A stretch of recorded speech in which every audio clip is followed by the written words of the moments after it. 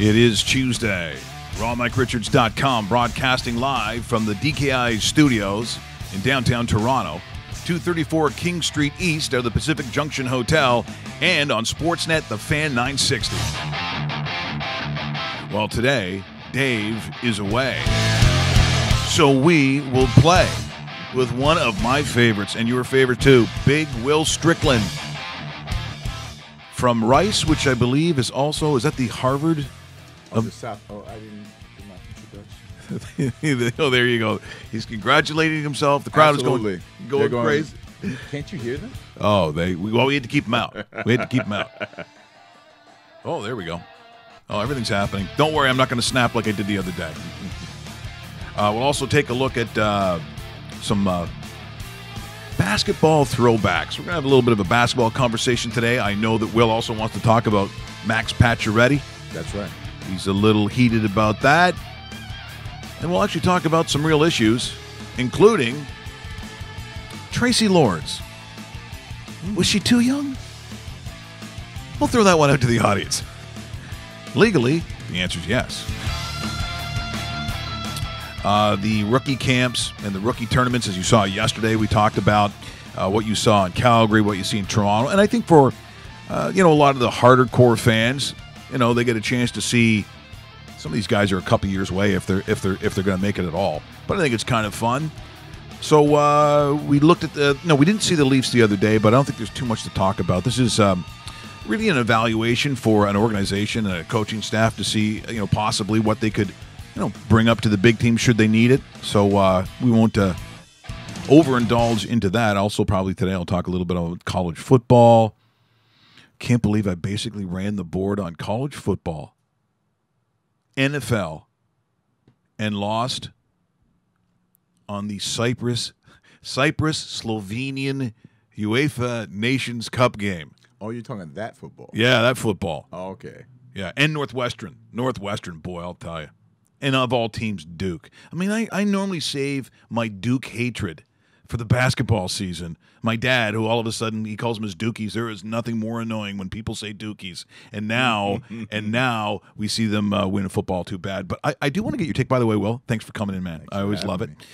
I loved, with Coach Krzyzewski and seeing RJ Barrett come up and, that tour they had of Canada. I hope they do it more often, and I hope, I don't know if it's possible for other schools to do the same kind of thing. Duke is that kind of name.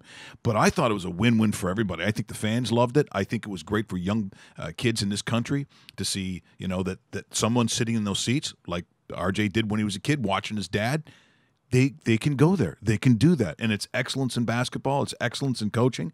I thought it was a great idea. Did you like it? It was. Yeah. Well, I mean, you definitely have to have the elements to make that work. RJ Barrett being the number one high school basketball player on the planet didn't hurt that, as well as having a guy like Zion Williamson who, in the mixtape era, to see this kid before he shows up, he's like a superhero, and then he comes up and does the same things on the court against teams across Canada. So you would have to have the elements to make that work. And to be fair to other schools who have come to Canada and have done tours and played against other universities and colleges here in the country, this has always been a part of what they've done. As a matter of fact, there are times when I played on a semi-pro team here called GT Express. We played the University of Pittsburgh at the old, what do they call it now, Scotiabank Arena? Oh, the practice gym. Used to be the HGC. Yeah. We would play those teams. We played University of Pittsburgh under Jamie Dixon there. We played a bunch of schools we would tour in the States. So some schools would come up and tour. As a matter of fact, one of my friends good friends who I played college basketball with is an assistant coach at Virginia Commonwealth and the home of Sherman Hamilton, as a matter of fact. Yeah, that's right. And he's looking to come up here and do a tour. It won't be on the scale of a Duke tour, obviously, but it gives you a chance to see these young people compete against teams and players they might not have an opportunity to play against in the States, and to show their wares and see, you know what, maybe I'll do 2 years here and go down to the States and play, which is really a lot of the guys' ultimate goal. It's really difficult to make the NBA from Canada. It just is what it is. However, with the 905 being here and them having open tryouts, like guys like Aaron Best, who went to Ryerson University, made the team. He's one step away from the NBA. So it's not beyond the realm of possibility that a Canadian kid who doesn't go to the States, it's not RJ Barrett, can have an opportunity to play in the NBA. But I think it's great that these NCAA schools are coming up here and competing against the Yorks and the University of Torontos of the world.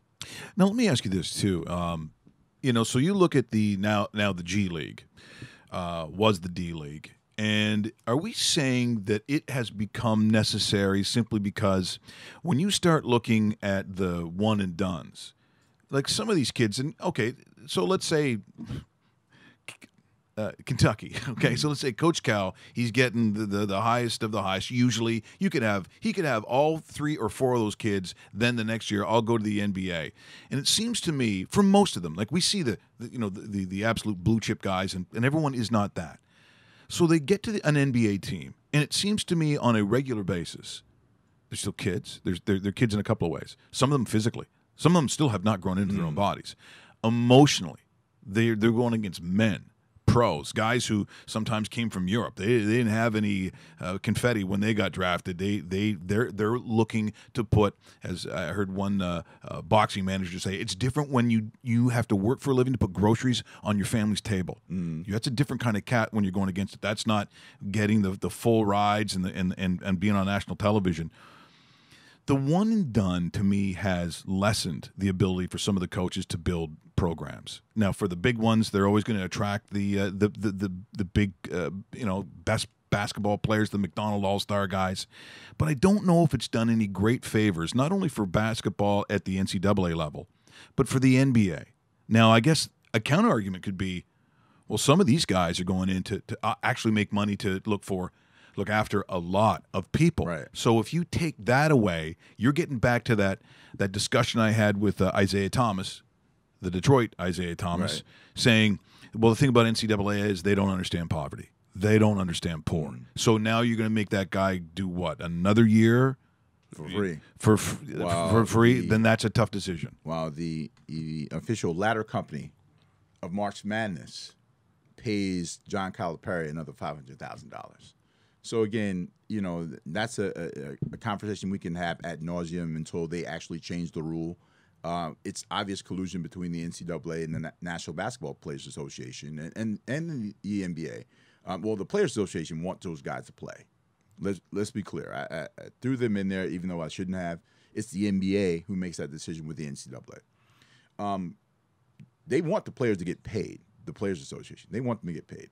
So the one and done is something that's funny because I find that people find a lot of time to talk about hand-wringing about these young people being mature enough, but we don't get that with hockey. We don't get that with the 13-year-old tennis pro. We don't get any of that.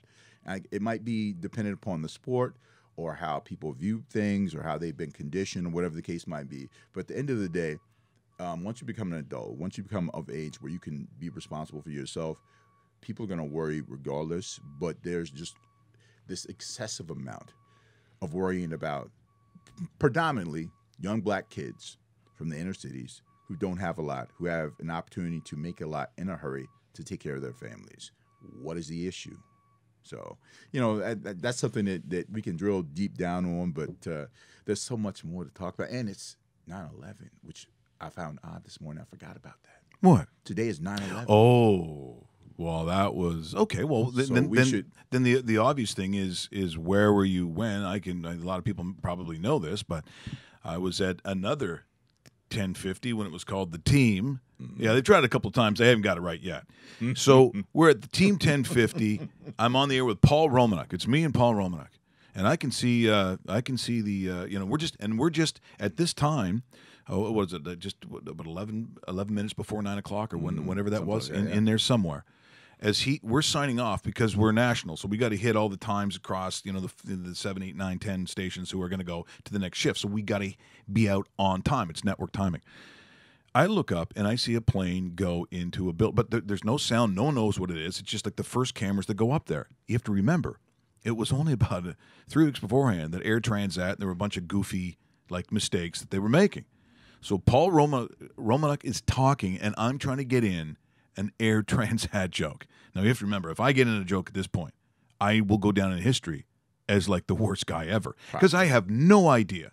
Within minutes, it went from what's going on to it's the first time I remember as an adult being scared, being panicked. One of the reasons was a guy that was in one of the towers. Now, many of you will watch the Weather Network, Chris May. You know Chris May. Here's what people don't know about Chris May. He was actually dressed up in the penguin outfit in Billy Madison. You know when Billy would go, I see you, Swan. I see you, Swan. That was his brother was in the tower. He was one of these accountants. You have to remember how many businesses are in those towers, how big those towers are. He had stayed. Now, I didn't know, so then I start getting emotional because I think he's in that building. And then the reports and what's going on. Now, it's full-on panic. I'm getting calls back and forth. I'm sure you were from people from the States, people that I knew, people from Texas, people in buildings in Dallas. They were sending them all home if you were in a government building or one that was of a certain size. And so I start getting upset because I think Chris May's brother is in there. As it turns out, he's one of these young guys that works in the finance, which means, you know, they burn the candles at both. He stayed so late the night before that he didn't come in that day early. It saved his life. Well, you know, my son's mother was freaking out because I was supposed to be back home in New York that weekend. And that was a train that I would take from New Jersey, the PATH train from New Jersey into World Trade Center and then transfer on to a New York public transit, metro transit train to go to work. And so she knew I was in New Jersey and I would stop there. So the World Trade Center train, like all those train systems underneath were gone. And so for 8-9 hours, like there was no phone service, there was nothing. You couldn't get through, and just looking at it was surreal. And there was a sense of fear. I was here in Toronto, and there was a sense of fear that someone might fly into the CN Tower, and people were afraid. And I was downtown. I lived downtown. So it was something you think about, and it was definitely a horrible moment. And I won't get too deep into the politics of it and the politics of it or whatever the case might be, but that was, you know, it's just something that's indelibly marked on my memory and in my heart.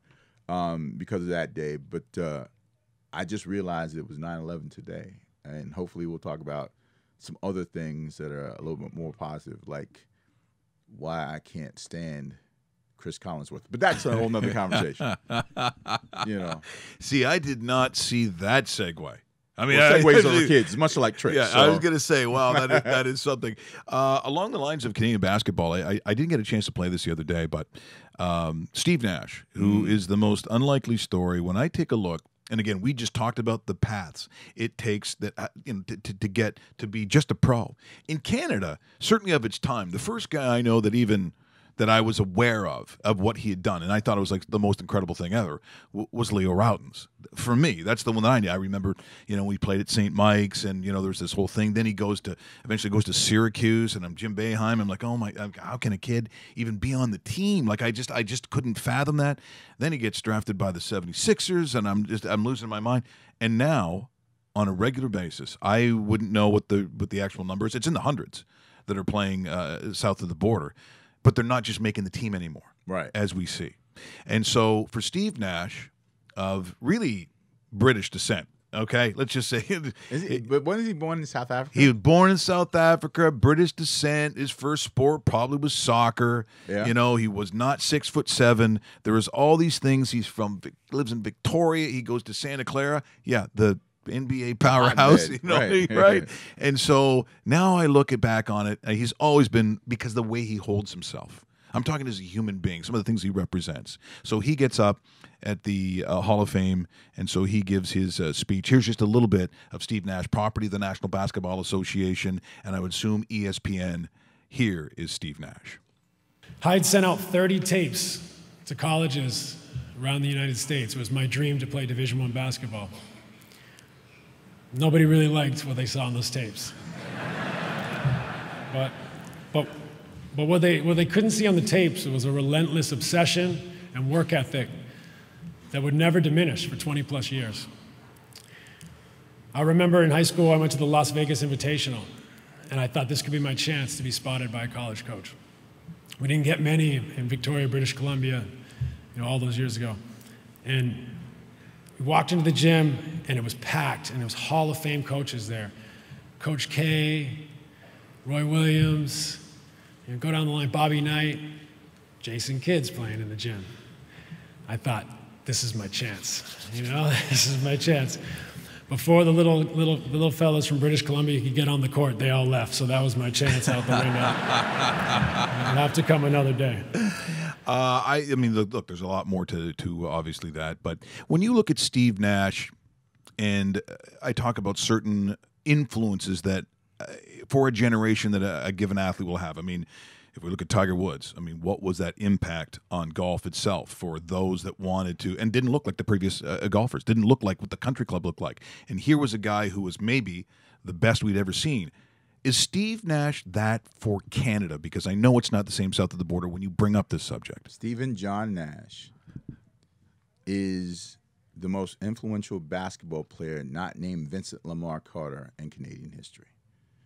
Now, Vince is not Canadian, but his impact on basketball in Canada cannot be understated in the least. You can't be, this is supposed to be exaggeration or over, I guess, what do we say? What's the word I'm looking for here? Overreaction Tuesday after overreaction Monday.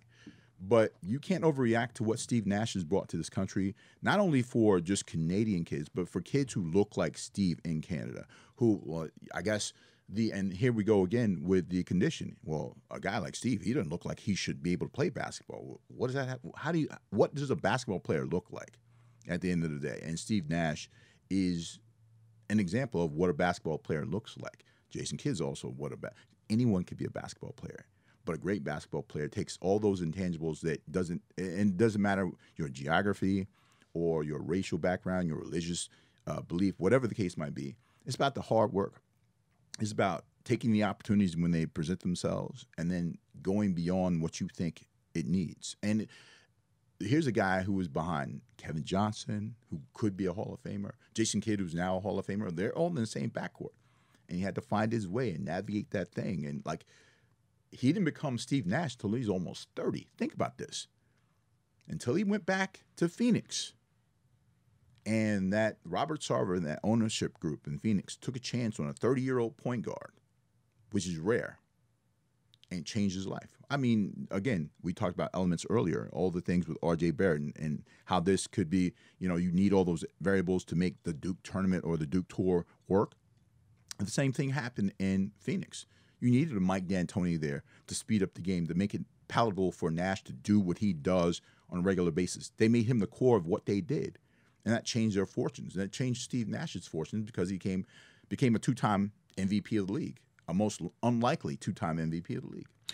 What is his strongest quality as a basketball player? If you have Steve Nash on your team, what is the thing that has made him a two-time MVP and a Hall of Famer? Wow, that's tough to drill down to one.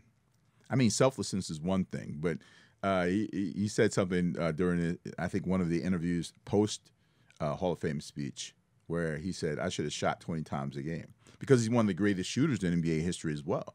I mean, for having a point guard shoot over 50% for his entire career, and most of those shots are like long jumpers, and he goes to the basket too. But, to have that kind of career that he had, and be one of the most proficient shooters in NBA history, tells you that maybe if he had taken another 10, 12 shots a game, who knows? Maybe he'd be, maybe won a couple more MVPs, although, and we get into these conversations, I don't want to call them arguments because most of the time most people lose against me. No, we have these discussions about if Nash should have been a two-time MVP. And I actually think the year that Dirk Nowitzki won it in 2007 was Nash's best year, and he should have won that year.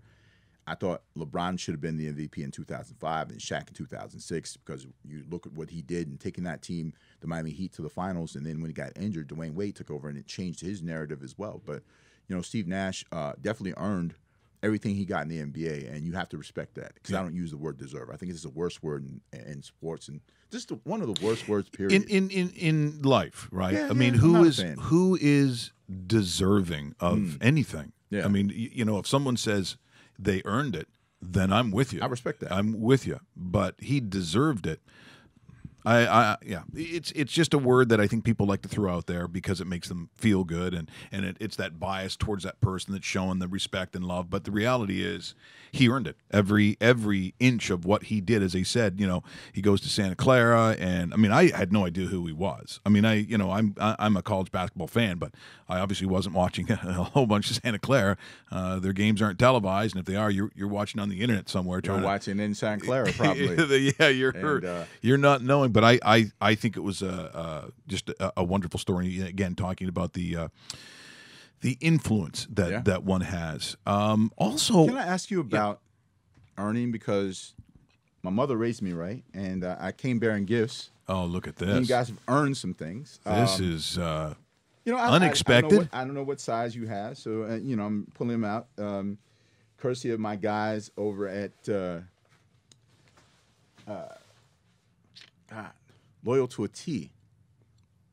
We have some T-shirts from Full Court 21 Canada. Very my nice. Basketball tournament. Now, that's coming up soon, isn't No, it? we actually had the World Finals in August. Because I wasn't around, we weren't on the show. That's right. So I got a military green one. It's Look very at that. nicely done. Those are good. I like that one. I like the black. Pocket tee because you like the pocket tee. Yeah, you like I do. the pocket tee. I do. And on the back it says, "Commit, compete, conquer." There you go. One of our slogans. But I came bearing gifts for you and the staff here. So, like I said, we'll talk about that later. But Full Court 21 Canada, the world's most unique basketball tournament. Canada has gone back-to-back all-world champions. So applaud that, along with Steve Nash. Okay. I mean, we want to piggyback on Steve Nash if we could. So segues, like you said, are for kids as well as tricks are. So we're going to have that. You want to talk about trick shots. I'm going to show you something. So we just throw some throwback here.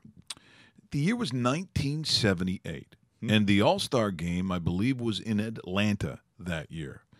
And they did, and again, going back when you start talking about the mid-'70s, as a kid, I mean, I'm 55, so, as I'm looking at the slam dunk, and especially in Canada, like I'd never seen it before. Like the slam dunk to me was, I just couldn't believe people were doing it. And it became eventually sort of the thing for the NBA All-Star game, in its infancy. When you saw, Dominique, to me, when I saw what he did then, I just couldn't believe a human, the up and down the leg. And then I just could not believe that someone could do that. And it was the most exciting thing I'd seen.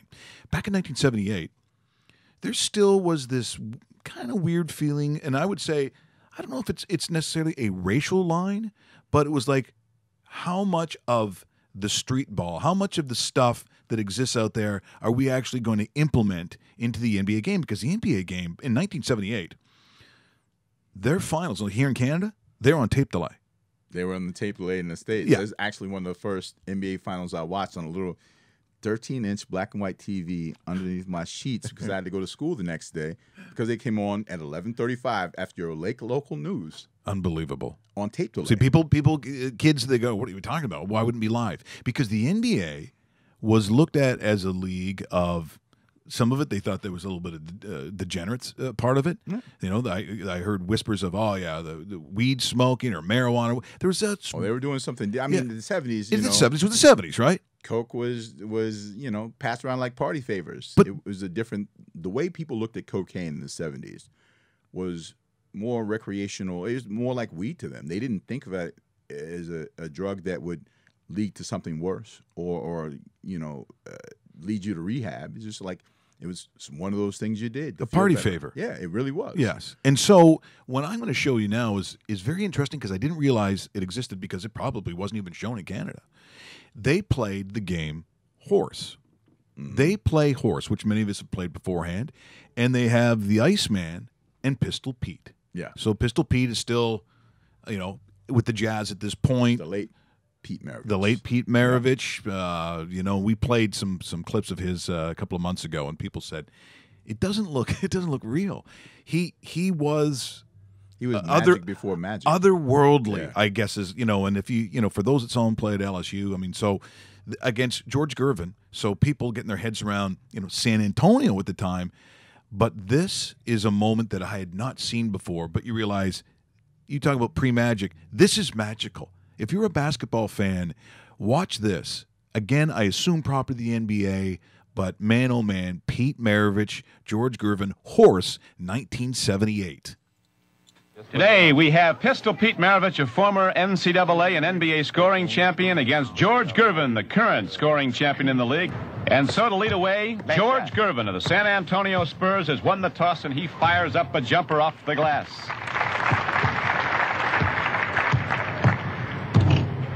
And the pistol had too much on him. Jump shot. Gervin, a spectacular player, an over 50% shooter from the backcourt. All right, out of bounds. Now Feet Pistol behind, Pete. Off the backboard, straight out. Going to go into his bag of tricks, and he has got a lot of them.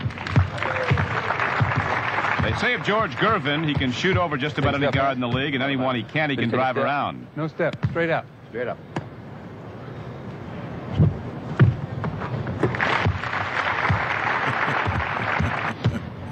All right, sit down, make a layup. Pistol's going to take it easy here. Off the backboard. Pistol can make that ball talk, I think. George wasn't expecting all this sitting down, I don't think. Can you believe, actually, though, they're doing this? Yeah, of course. I mean, this great. I mean, as an older guy, when I go out to the court and I see young guys shooting around, I tell them I'll play horse. So, and if if you beat me, I'll give you a prize. But if not, as the rules go, you owe an old guy 10 push-ups. So I leave a lot of bodies on the court. A lot of bodies. Oh, yeah. Well, and that's the kind of stuff. He'd do that in a game. Yeah. He'd do that in a game. Used that against Bob McAdoo and gave the big fella a lot of problems. But see, when you don't practice it, because George Gervin, this again, you can go and watch this. It's courtesy of NBA TV. It goes on. But George Gervin, do you think because of the time, the era that he played, it's pre-internet, it's pre-sports radio, sports television, pre a lot of things, is he underrated in terms of how good he was, do you think? No. I mean, it's just a matter of the time. He was one of my position coaches when I tried out in San Antonio. Really? I didn't know that. That's cool. Sent me home. I'll send you an article that I wrote about trying out as an unrestricted free agent, going to a camp in San Antonio.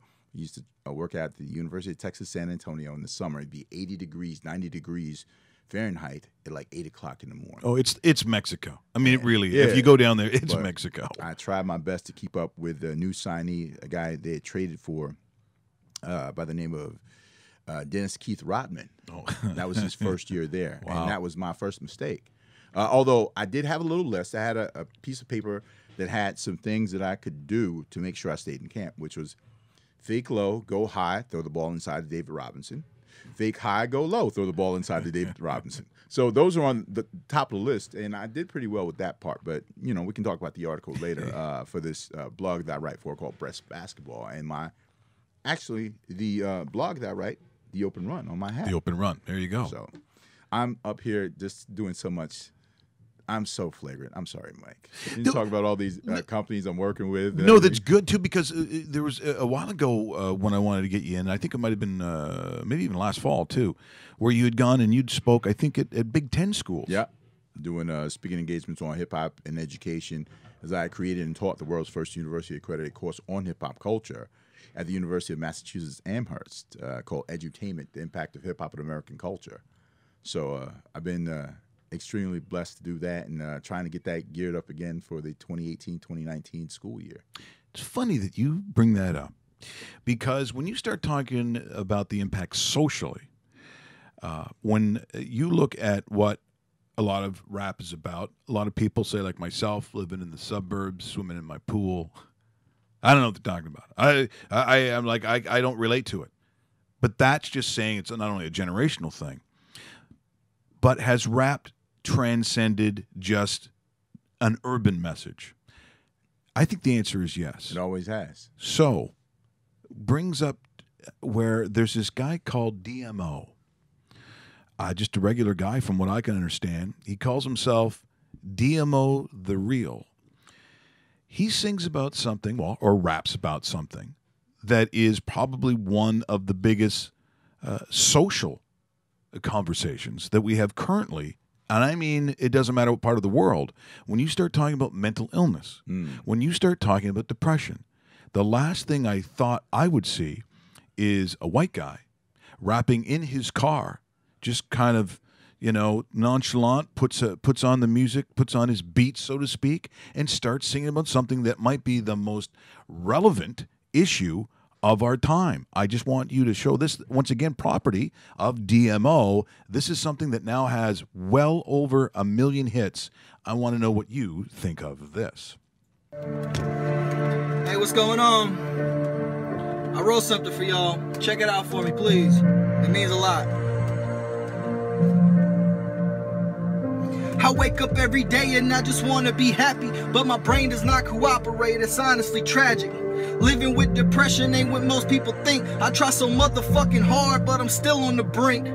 Things can seem perfect, but in my head nothing's working. I think that I need a surgeon to cut me open, observe it. Please tell me what is wrong with me, cause I don't understand. Used to hide these problems behind drugs, now I'm a different man. Stop drinking and dropping them, diagnosing my problems. Now I know the issue, but no idea how to stop them. It's the craziest thing, cause I can see it when it happens, but I can't stop these feelings from racing in and then crashing. And I can feel the collision all the way down in my stomach, like I got punched in the gut, and there ain't no running from it. I could be up at the summit. One thing happened, I plummet. They tell me take my meds and calm down, but I don't like feeling nothing. Now let me tell y'all folks something. I've been like this my whole life, been trying to hide it and fight it. That shit ain't go right. My methods of coping was just me drinking and smoking. Anything I could take, I'd pop it in and keep going, but that was just me not knowing that I was making it worse. If I had stayed on that path, I'd probably be in a hearse, cause I was feeling so cursed. Nothing ever went my way, and nothing but negative thoughts was present in my brain. Laying down at night, but ain't no sleep coming my way. My brain won't shut the fuck up, it's been doing this all day. Do you know what it's like to have to fight with yourself? Trying to seem happy without liking yourself? It all could be over just by blasting yourself, but I ain't the one to give up in this fight, I need help. See, with this problem at hand, it's hard to talk to your friends. You don't want someone to judge you and look at you different, so I meet paper with pen. I open up in these notes, it's really all I can do to get the words on my throat. And I ain't looking for someone to feel sorry for me, nah, I'm just trying to explain all this pain I got inside. When all you taught is you ain't good enough when you growing up, it makes it hard to see you good enough when you growing up. Fake it till you make it, that's what everybody say to do. So if the shoe fits, I might as well wear it too. See, I'm the funny guy, cracking jokes, deflecting attention, cause I don't want nobody noticing that my soul is missing. And if you feeling I'm distant, you probably right. People ask what's wrong, I say nothing, I'll be alright, and I continue to fight. It's an everyday struggle, like I'm at war with myself. When my emotions start to bubble, people telling me my lyrics are dope. I'm staying humble, I'm just writing what I'm feeling, trying to help people that struggle. If you feeling what I'm saying, keep your head up. And if you need someone to talk to, hit my line up. Please do not ever give up until your time's up. Things will get better, it's just gonna take some time, bruh. Thank you. That to me is one of the most powerful things I think I've ever seen of late. Certainly when it comes to something that's musical, something that's relevant, something that is happening for the here and today. So I was almost speechless the first time I saw that, and knowing that a couple of weeks ago I had a school friend in and from my childhood, and I've known her for over 50 years. I had no idea she suffered from that. Started drinking at 9, self-medicating, dealing with depression and mental illness, and she came on and talked about that story. She had seen this as well, and she's a person of faith, so sometimes the language wasn't, but it was, as they say, as he says, it's the real. What do you make of that? Is that something to you that, when you look at the genesis of maybe where rap came from, should this be surprising? No, because it's always been there. Don't push me, because I'm close to the edge. I'm trying not to lose my head. Ha, ha, ha, ha. Melvin Glover. Grandmaster Melly Mel from Grandmaster Flash and the Furious 5 back in 1982. you know, and that people are surprised that, oh, it's a white guy. Don't be surprised by that, Mike, because one of the first big rap hit ever, Rapper's Delight, Wonder Mike comes out and says, now I am Wonder Mike, and I'd like to say hello to the black, the white, the red, and the brown, the purple, and yellow. So right away, there's a disparity between the perception and the reality of rap. Rap was always inclusive. He's speaking to everyone, no matter what you look like, right? And so it shouldn't be a surprise because everyone has issues. Everyone has problems. How we deal with those problems or how those problems are dealt with is something that, you know, can be a bone of contention. You know, during the crack era, people who are on crack, were seen as criminals. But now during the opioid crisis, now it's a mental health issue. It's always been a mental health issue. It's always been a health issue, whether it be crack or opioids. But now that we see the complexion of those who are suffering from these afflictions and addictions changing, because primarily crack was seen as a black drug, and opioid crisis because it's out in the suburbs, you know, in an area where more rap music is purchased than any other area in the world. But, you know, so there's some relation, whether it be voyeuristic or not. The opioid crisis moved out of the inner city, where it was when it was in the inner city, it wasn't a problem. Now all of a sudden it's in the suburbs and in the country and on rural roads and routes like that. Now it's an epidemic. It's a crisis. We need to solve this crisis. So again, that becomes a political issue and also a matter of how certain things are manicured and massaged in the media. And, you know, to go back to the wise words of Wonder Mike, this has always been a part of whether you talk about, like, these kids in these communities, they don't want, you know, as much as you hear them talk about, yeah, I'm in the hood, they don't want that. They don't live in the hood anymore. Once they start making money, they move out of the hood because the same crime element you fear, I fear too. So, again, why these young people who are writing about stories and making stories up are held to a different standard than a Stephen King, who I'm sure he doesn't have a deranged dog somewhere. You know, when was the last time that George Lucas went to the Dagobah system? I don't know. He's never been there. You can write a story and it be a story, but somehow these kids are obligated to somehow that everything they write has to be what they actually lived. And that's not always true. There's storytellers, there's songwriters. And I think sometimes we get this misconception about that. But to go back to the mental health part of it, and this has always been a part of it, Mind Playing Tricks on Me by the Ghetto Boys. You know, they're talking about being deluded. So these are things that oftentimes in those communities of color that didn't get, like when shootings happen in those communities, they don't get grief counseling. Just shake it off and keep it moving. But they're suffering from a lot of the same things as well. And I think that sometimes we spend a lot of time trying to create these lines of delineation between these young people of different backgrounds, when in actuality, the problem is real across the board. It's how it's dealt with and how we deal with it as individuals. Because if you haven't been given encouragement to speak to someone, or if you've been told all your life, you know, suck it up, you're a man, there are a lot of things that go on there. There's a sociopathy to it that can't just be explained through geography or race. That there's a lot going on there, and so. Well, you know, it's interesting you talked about the storyteller aspect of it, because, I mean, that's a big part of what a lot of music is. You know, it doesn't matter what. I mean, you look at Rush. They probably weren't riding Pegasus or going up and by touring the Snow Dog. Oh, they were riding Pegasus. Yeah, a different kind. Yeah. Right? A different kind.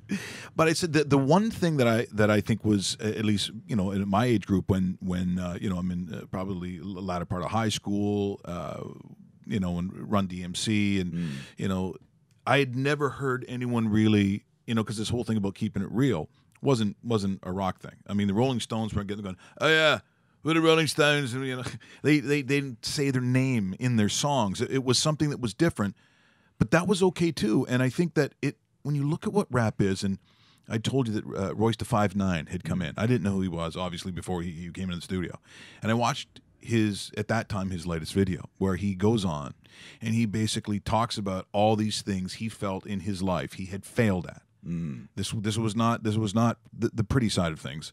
This was him bearing his soul about being a terrible father, being a terrible husband, not being, as he put it, probably the kind of Christian man that he maybe wanted to be, at least because I was important to him, and that he had underachieved.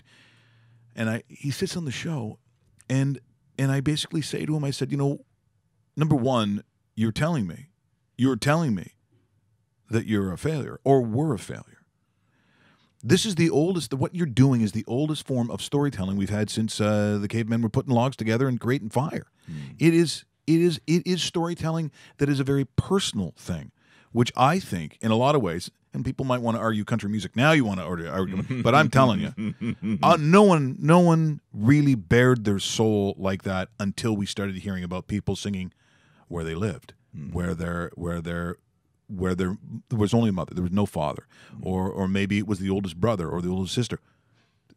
Rock music and popular music to that point in the 70s, I don't think really addressed those kinds of things the way rap did. When you're fighting for public space, and when I say fighting for public space, there's a reason why you say your name. That's the reason why you draw graffiti on a wall or on a subway train so that people can see your name throughout the city.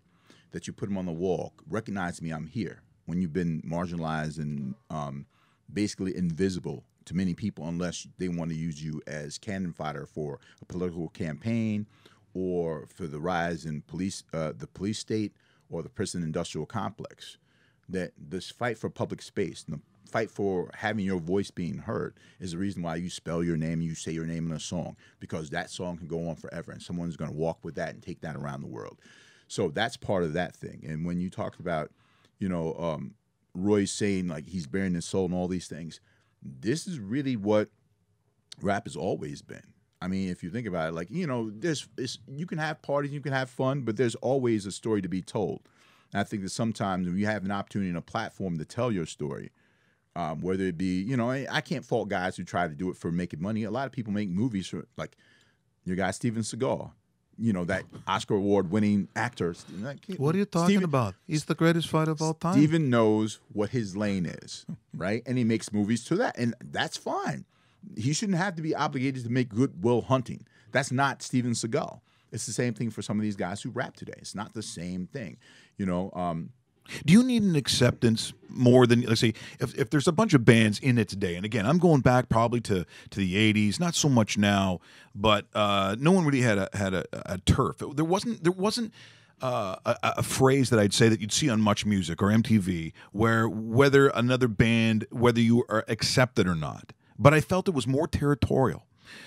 When it came to rap music, where you start hearing about East Coast and West Coast, where you start talking about whether the guy was legit or had street cred. So I always wondered, when the Beastie Boys come out. So I'm at Ryerson. I'm at university.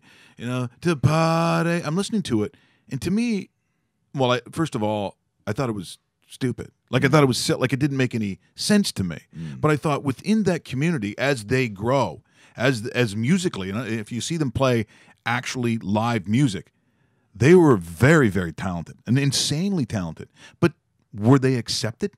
Yeah, they were a punk rock group originally, and a lot of the ethos and kind of the aesthetic of early rap music came from the idea of punk rock. If you think about even the ascension of rap music from the Bronx and uptown and going downtown was brought a lot of it.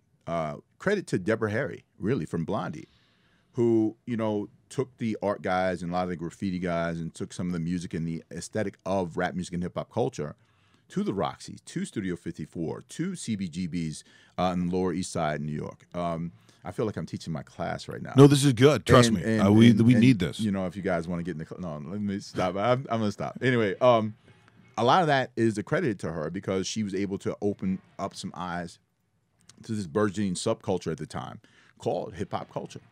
And the music and the art and the fashion of it and the style and aesthetic was driven by, punk rock was about like F the man. And so was rap music, just in a different way. So there was some kinship there, right? And that's why it was easy for her to make that. So Rapture, is that, you're saying, was that a connection with that? Oh, Deborah Harry was definitely influential in that way. Yeah. She wasn't the greatest rapper in the world. No. But that, even if you look at that video, from the very beginning when you see the guy in the top hat and tails, you know, the outside looking in. It looks into this kind of, here's Andy Warhol, there's Jean-Michel Basquiat, like that whole scene in the 80s in New York, that was that scene. And then she walks outside and you see graffiti and you see all these people that look like the Village People or Parliament Funkadelic or you know, Africa Bambaataa and the Soul Sonic Force. And there's this other aesthetic and they coexist in the same space. And that's really what the video was talking about, is that these things can all coexist and be prominent and be, you know, what they are to whoever it is, and still be fine with that. And I think that's a lot of what she was saying with that video. And I think that a lot of times we spend a great deal of time trying to put things in the boxes. And that's what happens with media. That's what happens when you allow media to kind of dictate and control the narrative as opposed to the narrative creating itself and unfolding the way the world will allow it to unfold. Do you think you're more New Yorker than you are anything else? Are you a New Yorker at heart? What would you? How would you describe yourself? I'm a global citizen, sir. I am a global citizen. Yeah. I really am. I feel like anywhere I stop and I land, I can put my toes 10 deep in the sand and make it happen. You can call that ego. I call it supreme confidence. But I've done that. Like my history in my life have spoken to that. And so wherever I go, I know that I'm going to make it happen. So, you know, New York will always be in my heart. But I love Toronto. I love being here. I love being able to create here and being able to enhance. Like my whole goal with everything is to leave whatever place I go to better than it was when I got here. Is that, you know, kind of, you know, highbrow? Absolutely.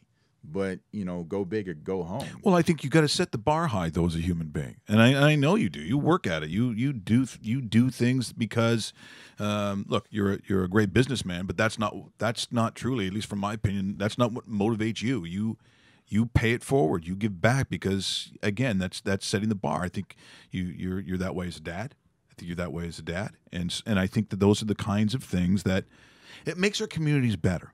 If you had just stayed in New York or stayed in Houston, it does. It's our loss. It's our loss here. Well, I don't know if I was destined to do that. And my GoFundMe account, sponsored by Michael Johnson. No, stop. No. I appreciate the praise, man. It's, you know, at the end of the day, just trying to be a better person each and every day, and trying to contribute something positive to the world. Whether it be, you know, come up here and trying to fill the mighty big shoes of Dave. Mighty big shoes. Dave Bastel, a human. I don't even want to. You know what? Were you going to say Dave, cheap because he's very cheap? No, Dave you is nice. I didn't know that Dave was cheap. Though. Oh boy, I can't believe he's not charging you rent for sitting in that chair. Well, he might. He'll be watching. I might get an invoice later on today, so you never know. But I do want to talk about something New York that is very New York.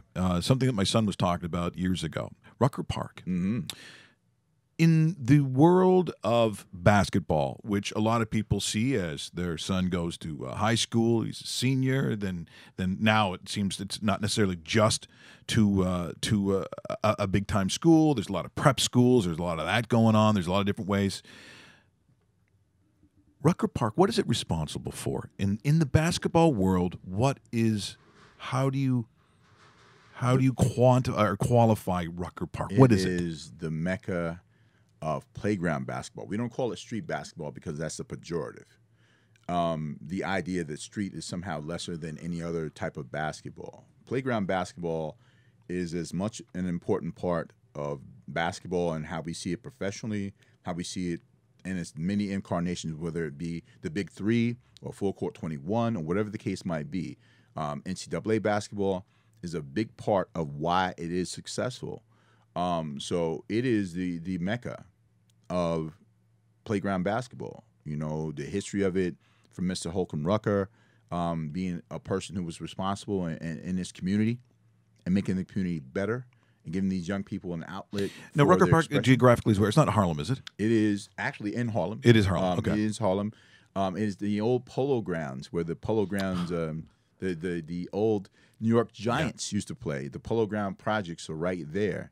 And 155th and Frederick Douglass, or 155th and 8th Avenue in New York City, is the corner where the current, because the Rucker's been in a couple of different places in Harlem, right? But you're up in Sugar Hill area, and you're looking at 155th, and you're right across from Yankee Stadium. Like you go across the bridge and you're in the Bronx, and there's Yankee Stadium. So there's a lot going on there. But this is a place, and when you go and you play in the Rucker, if you have an opportunity, it's now the EBC. Shouts out to the late, great Greg Marius, who took over the Rucker and changed it to the Entertainers Basketball Classic, or EBC.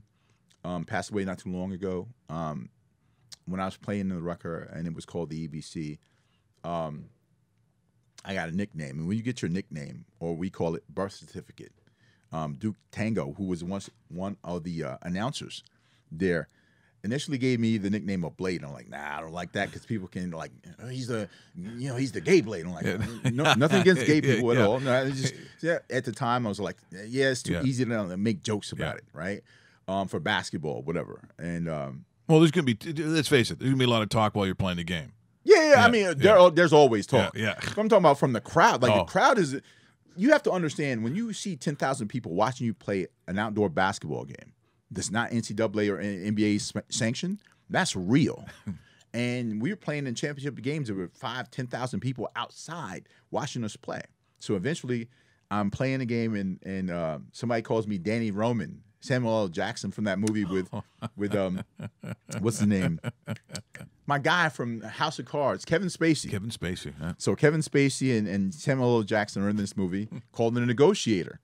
And they start calling me Danny Roman. Yeah. And then it just turns into The Negotiator. He negotiates the lane for 2 points, and negotiates with the ref for a foul call. He negotiates with the crowd for some love, and I became The Negotiator. Not bad. I'm not hating that. That was my birth certificate, and so that is I had some pretty good games to the Rucker, and I enjoyed my experience there, and to be a part of that history with everyone from, like, of course, one of my favorite player of all time is Julius Winfield Irvin II. Okay, and because he was so elegant as a player, he's the most elegant guy to ever lace him up. Not only on the court, but his elegance off the court. And this is one of the first times for young people in the community who saw a basketball player to see a guy who can handle himself in a world that it historically eliminated your voice and your image from that. For him to stand toe-to-toe and have these conversations and be so eloquent and represent you in that way made me proud to see, like, and in the 70s, I had a lot of that. Muhammad Ali, Julius Erving, like, growing up with that. So to take that and say, I can do those same things in my own way, he was a big influence on me, and he's obviously one of the greatest players who ever played the Rucker. He certainly is. And if you wanted to know what it looks like, there were some pro players. It was Tom Hoover, I think. Hoover played for the Knicks. Played for the Knicks. When they heard the name, this is in the day, right? So you said gay Blade, and you didn't want something that was not manly sounding in that time. It's just it wasn't even about manly sound. It's just like it didn't fit you. You didn't, like, they used to call Julius Erving the Hawk, or the Claw, right? The Claw, which is Kawhi Leonard's nickname now. Yeah. It's odd, but he didn't like the Claw. But you've got to have something that's got So the name Julius. Well, yeah, that's one too. So let's go back. This is in the 70s. This is unbelievable stuff. If you and again, it's interesting that the way that you put it about his eloquence. There was a dignity. There was a high level of style, but it was also equaled to the man off the court. This is Rucker Park. This is Big Will's big influence on his life and a lot of people. Julius Erving. You played him the first game, and they kept saying, you wait till Julius gets here. You wait till Julius. And I'm like, who's Julius? I'm in the NBA, but I care about Julius. Tom Hoover had never heard of him, but soon enough, the kid named Julius was doing things that no one at the Rucker would ever forget. At the baseline, he dunks, and the guy takes the ball out to throw it the length of the court for a fast break. He jumps up in the air and catches the ball and throws it down. Charlie Scott shot a long shot, and Julius came, took it out of the air, and dunked it. I took it right there. I said, I don't need to see anything else. This was it. People here in Harlem, they really know good basketball. And, if you do something real nice, they show their appreciation. He came down one time. I had the angle on him, He dunked the ball so bad, the ball hit me in the top of the head. My teeth fell out on the ground. The crowd roared. I had scrambled to grab him off the ground and put him back in my mouth. That helped build his reputation. There was just one thing left for Julius to earn at the Rucker. They would call him different names, Little Hawk. He went over to the announcer and said, "I'm not the Little Hawk. That's Connie Hawkins." So then they called him the Claw. Oh, man, the Claw's got the ball going. I was like, I'm thinking, I wonder who he's talking about. He's calling me the Claw. I didn't want to be the Claw. They would call him all sorts of names. Oh, what a rebound by Black Moses. Black Moses, what are you talking about? He said, "If you want to call me anything, call me the doctor." So you know, they said, "Well, the doctor is operating tonight." All of a sudden, Dr. J, Dr. J, Dr. J. Who's your favorite basketball player? Dr. J. Why? All his moves he do, that's why. Behind me, up on the roof, is a school. They were all on the roof. He drew the greatest crowd in the history of the Rucker Pro League. You had people up in the trees, sitting on branches. Everywhere you looked around, there were people. It wasn't even standing room only. People could not see enough of the game. We had people on the bridges. This is where... That's a crazy story. I know we're a little tight for time, but just looking at that influence. Yeah. I mean, the look of, and again, because I was one of those kids where my jaw's hitting the ground, my eyes are really big, and you know the big famous one they show him swooping underneath when he's actually with the pros. Of course, yeah. That 1982 finals against the Los Angeles Lakers, beating Mark Landsberger, baselining, shooting that in Kareem's face. It's a good. So you kind of remember it then. A little bit. It is, and again, you know, I look at certain athletes in their sports. And what they meant to the sport and what they meant to the people. And very often it's not just because you were a good athlete. In fact, I think that, you know, you can go through Hall of Famers and there's obviously they're in the Hall for a reason. But in given sports, they're like ambassadors. They're like diplomats. They're almost royalty. I've always said that about Jean Beliveau in Montreal. And when he was there with his wife, you know, the white hair, and he really looked like a dignitary. I would put Julius Erving in that category for his sport. He carried two leagues. He carried the ABA, and when they made the transition to the NBA, the NBA was on the verge of bankruptcy and about to go under. And Julius Erving was the infusion they needed going toward the Magic Johnson and Larry Bird era, which came a couple of years after they did the merger in '76. And they were the three guys who carried the league, but Julius Erving had the responsibility, and he was the type of person who could handle that responsibility and carrying the ABA until its last days, and then into the NBA, and out of the dark ages and into the age of David Stern and bringing back the dunk contest and understanding the entertainment value of merging this so-called street ball or this playground basketball style, the up-tempo style, into kind of staid, you know, very fundamentally sound basketball of the NBA. And when you merge those, you now have this incredible product that you can see stars like LeBron, Raymond James, or Wardell Stephen Curry Jr. Doing their things in the National Basketball Association right now. So we're going to call it a day because these shows always go too fast. Eventually, we think it's going to be 2 hours. More on that. But when you come back, we'll talk about Raptors. We'll talk about Kawhi. We'll talk about... I'm mad at you. You're mad at me? I am. Why? Because I wanted to talk to you about Max Pacioretty. I know you wanted to get... I wanted to talk to you about Oscar De La Hoya and saying he's going to run for president and he's dead serious. The golden boy. And this whole Serena thing. Like, there's... And then... You see, there's so much... So we can carry that over. Aaron Rodgers. I don't have any disrespect for Aaron Rodgers. I have disrespect for the people who are equating the first game of the NFL season in 2018 and his comeback to Willis Reed in Game 7 of the NBA Finals against Wilt, Jerry West, and Elgin Baylor. It's a little bit different. Stop it. Yeah, it is.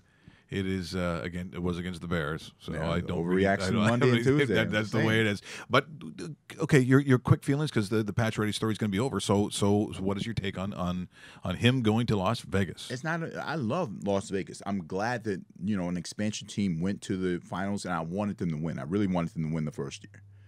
But it's not even so much about Max as it is about the management of the Montreal Canadiens. Let's be clear. This has happened on several occasions with several of those stars. P.K. Subban being one of them, and now Pacioretty. Who's next? Shea Weber. I'm just saying. Who's next? Well, if you want to pick up that term, I think if you're Carey Price, though, you got to be looking over your shoulder. Carey Price is not going anywhere. Oh, I don't know about that. Yeah, see, and that's the whole thing. But I don't know about that. Somebody's saying that obviously, the Molson family and Bergevin have said that there was a trade that was requested. Max's people are saying there was no trade requested. So who are you going to believe? Who are you going to believe? The front office, who've done all they can do to get these guys out of, this was not going to end well, just like PK's situation. Even though some people said, PK gave $10 million to the Children's Hospital there to curry favor with the front office to say, look, I want to be here, as opposed to looking at that like that was just something he did because he wanted to do that. He's a part of the community, so he was showing he wanted to be there anyway, and they still traded him, right? And you see him go on to greater success. And what has Montreal done in the past 5 years? Crickets. We'll wait. Much to the joy of most of us on this show, and rubbing in the faces of our poor Montreal Canadian fans, but suck on it. Really? That's what I'm saying. Thanks so much. Well, Thanks, sir. You're going to come in again soon. Absolutely. We got to get that going because I do want to talk about this NBA season and how it could be, essentially shaping up in the East, because they were curious about, what we think Kawhi Leonard will do. We're going to look at a Boston Celtic team. What is that going to look like? Who's improved in the East? Is it guaranteed that you're going to have a Raptor team that's going to a conference final? I'd be careful with that, but we will talk about those things. Maybe we'll do a little college football a little later on, because I know we talked about it today because it's some interesting I can't stories. believe I'm talking to you with that hat on. But. Yeah, well, I wear it because I like it. I'm not. And look, they got a hard lesson in Mesa, Arizona last week against Jimbo Fisher and that Arizona State team. And I don't think that was a huge shock, to be honest.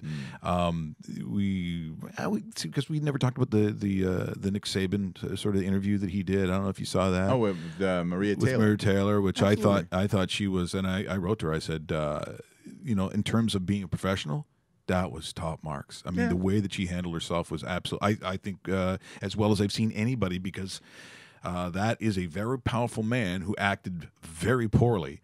And it was like, it just rolled off her, and she continued on, and there wasn't anything disparaging afterwards. It was just straight ahead. And I got to tell you, even from my perspective, that is hard to do. And Didn't Saban apologize the next day? I'm not absolving him of his actions. And I think this is something we see all the time, that in the heat of the moment, in the heat of the situation, people react. They don't necessarily always respond. Reaction is emotionally based. Response is thought based. So when you have a chance to take a breath and think about your actions, or think about it before you act, there's a response. In the moment of it, he knew the question was going to come. So maybe there was some thought, and it was premeditated in the sense that he was just frustrated and he didn't want to hear it anymore. But guess what? You are Nick Saban. You do have two quarterbacks. You are playing them in a platoon system. There's going to be questions about who you chose and who you're going to choose for the next game. That's just a part of the – until you say, this guy's my guy, that's it.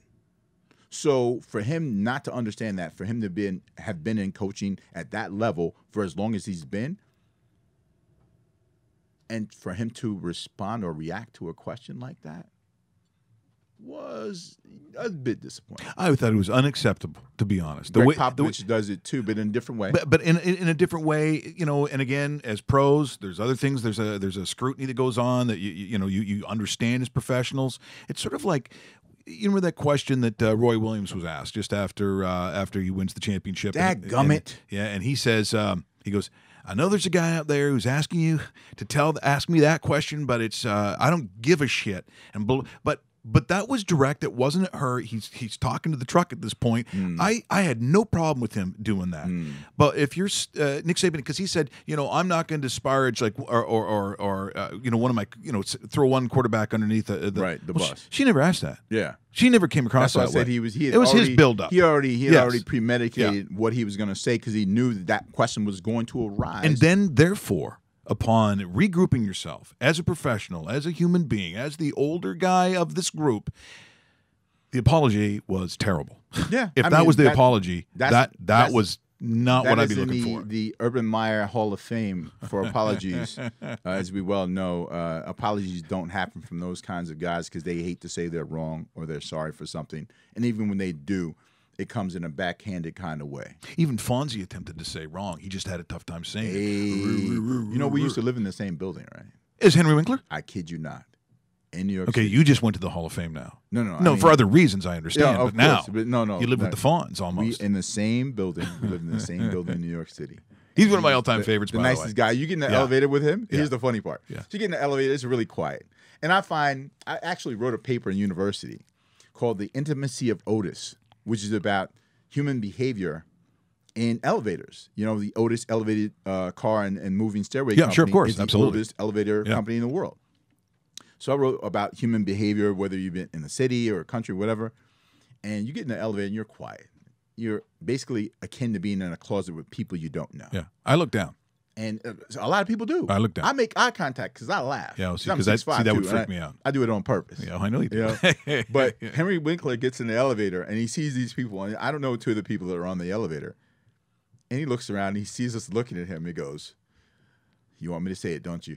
I kid you not. And we all kind of nod our heads. And he goes, I go, "Yeah." And he goes, "Hey." And hey. So, that was our moment. But he's really cool. And Henry Winkler, the Fonz. Here we go. There it is. I think that's me knocking that out. No. It might be me. No. You want to go do karate in the garage? That's a great way to end the show. It's time! Will Strickland joining us today. And then the show goes an hour and a half. See what I'm saying? It's and it went by like that. I love when you come in. So does the audience. We've got to do this more often. Tomorrow, apparently, the studio is being stripped down. So there is no show tomorrow. So I guess I'll have to call the sponsors, DKI, who are going to come in and watch the show. Let's get ready to rock. Yeah. Thanks, Wonger. That other whatever you're doing better be big. That's all I'm going to say. So join us on Thursday, and we'll talk a little more picks. I'm thinking even Bono might come in along with Victor Newman and have some Bono picks. How about that? Why, it's a beautiful day.